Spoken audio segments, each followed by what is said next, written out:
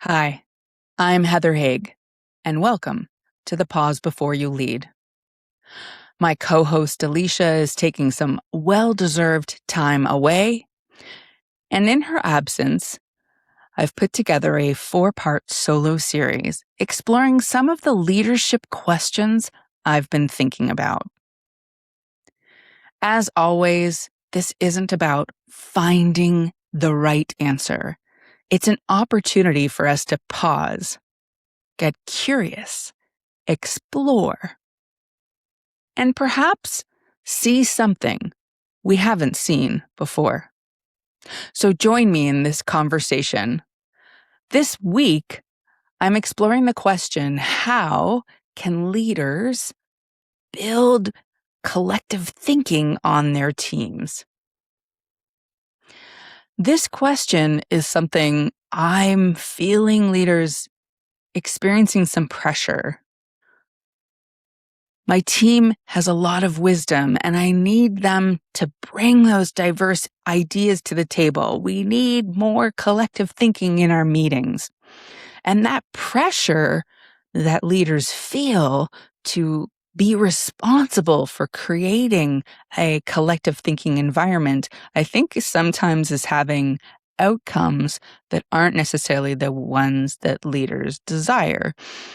And in my own lens, when I look at this challenge, I have seen two extremes that can happen when there's a lot of pressure to create collective thinking. When we want our team to think collectively so much, it's like, how can I make that happen?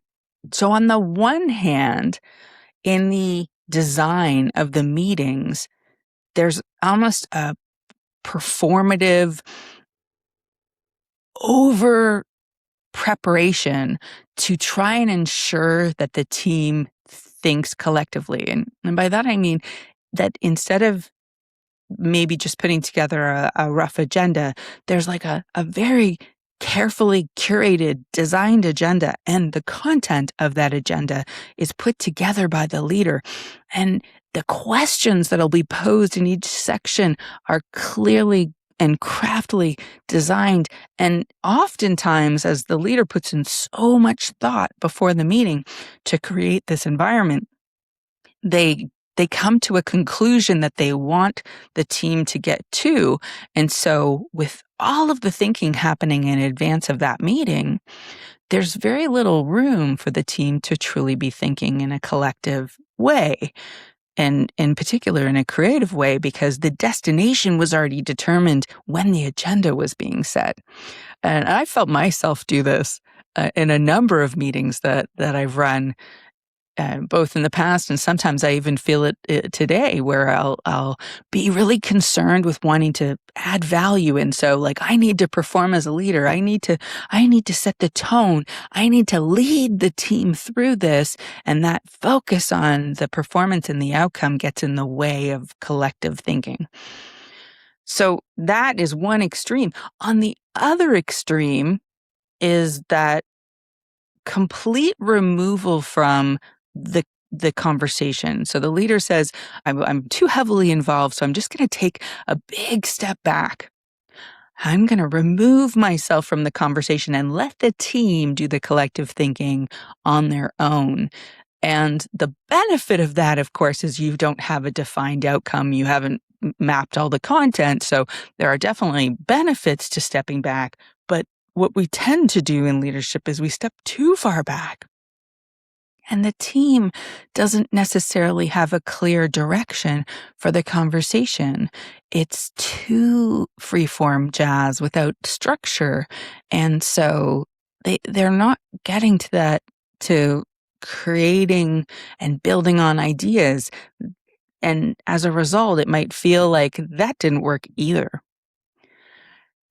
I'm noticing in me, like, how much responsibility as a leader I tend to feel in creating that conversation.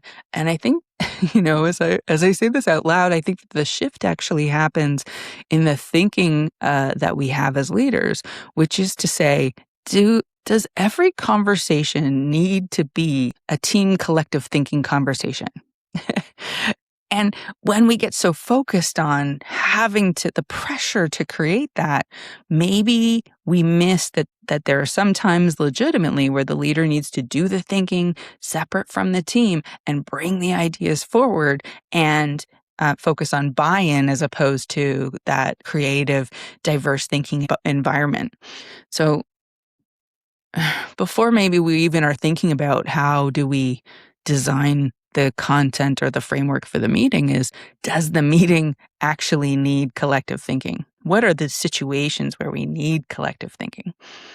And one that comes to mind with leaders in the wealth space is that when you're evaluating the services you provide to your clients, you might say, I really want the team to come together and identify what are we doing well? What can we get rid of that isn't adding value? What should we be adding if we were to come together and build on each other's ideas? What might we come up with that we haven't seen yet in this conversation? Well, when the leader comes to that with an already desired outcome and then suggests a container to explore, there's a disconnect between those things.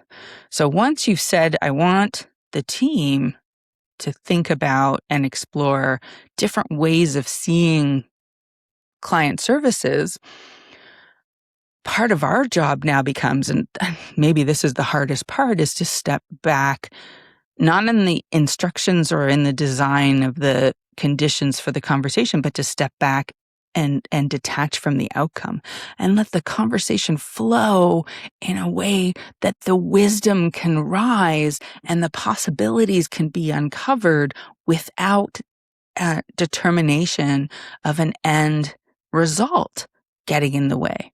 Because when we do that, it's like when you ask people leading questions and you want them to get to the answer. So, never done that before, of course. What this then can look like is you've identified when the conversation needs to be a collective thinking conversation, when we need to bring the wisdom of the whole team together to think through something in a way that we would not if each of us was thinking about it independently. So we know this is a situation that requires this. And then as leaders, we need the mindset shift to be able to say, the role that I play is not to guide the conversation, it's to create the conditions that allow the team to have the conversation. So I'll pose two questions to you. The first one being, do we need collective thinking on this topic? If the answer is yes, what conditions do I need to set to allow the team to think in this way? As we wrap this conversation today, if there's anyone that comes to mind that you think could benefit from listening to this episode, please share it. Be sure to subscribe so that you can get notifications for new episodes that we release each week. And don't forget to pause before you lead.